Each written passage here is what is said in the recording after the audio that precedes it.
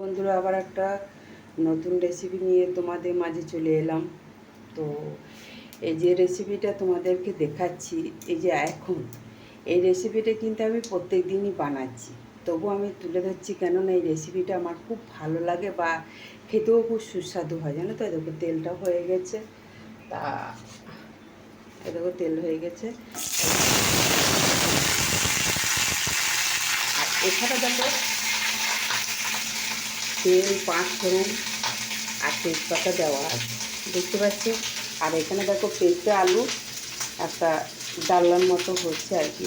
দেখো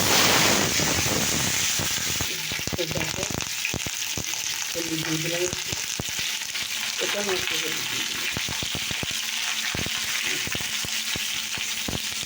এখানেও নুন দিয়ে দিলাম, আর এখানেও দিলাম পরিমাণ মতো নুন দিয়ে দিলাম।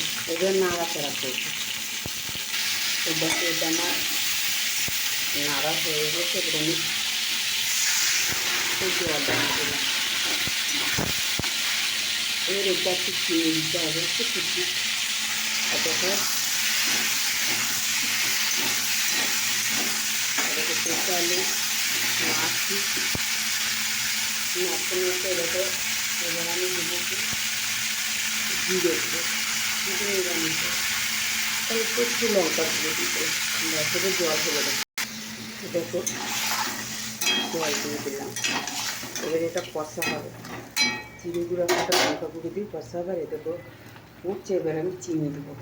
দেখো বন্ধুরা, আমার এটা হয়ে গেছে, চাটনিটা হয়ে গেছে, অফ করলাম। তো এটাকে এখন কষা হচ্ছে, দেখতে পাচ্ছি।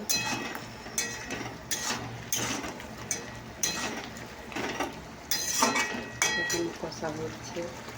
তো দেখো বন্ধুরা, আমার এটা কষা হয়ে গেছে, জল ঢেলে দিয়েছি, এই মাত্র জল ঢাললাম। তো এবার আমি এটা চাপা দেবো। আর এখানে দেখো আমি চা চাপিয়েছি, এখন সবে চাপিয়েছি, দুধ চা হবে। তো দেখো তোমরা দেখতে থাকো। তো দেখো বন্ধুরা, আমার রেসিপিটা রেডি হয়ে গেছে, দেখতে পাচ্ছ। এদিকে পেঁপেও সেদ্ধ হয়ে গেছে। তো তোমাদের এই রেসিপিটা কেমন লাগলো বলো। এটা কিন্তু শুদ্ধ নিরামিষ, না আছে আদা, না আছে রসুন, না আছে পেঁয়াজ, কিচ্ছু নেই। তেল, পাঁচ ফোড়ন আর তেজপাতা দিয়ে এই এটাকে ধুয়ে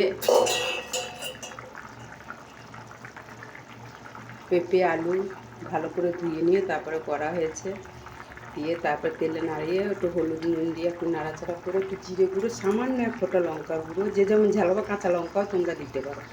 এটাকে ভালো করে একটু নাড়াচাড়া করে তারপরে ওটাকে দিয়ে জিরে গুঁড়োটা, ওটা মশলাটা কষিয়ে নিয়ে তারপরে জল ঢেলে দিয়েছি।